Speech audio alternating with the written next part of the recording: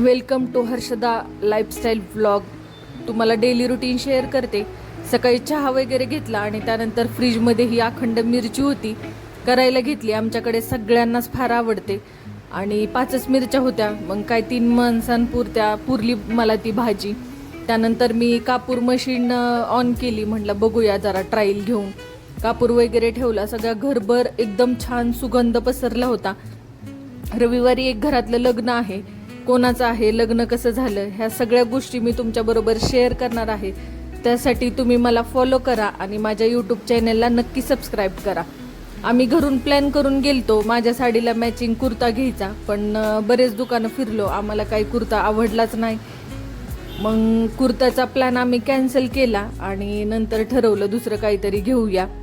मग काय घेतलं ते मी माझ्या नेक्स्ट व्लॉगमध्ये नक्की सांगणार आहे, त्यामुळे तुम्ही माझे व्लॉग नक्की पहा.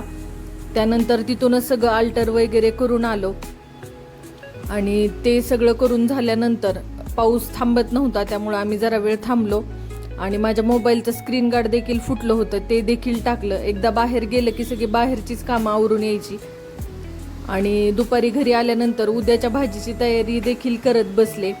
असा होता माझा आजचा दिवस. Thank you so much for watching. अशाच नवनवीन व्हिडिओसाठी मला नक्की सबस्क्राईब करा आणि फॉलो करा. थँक्यू.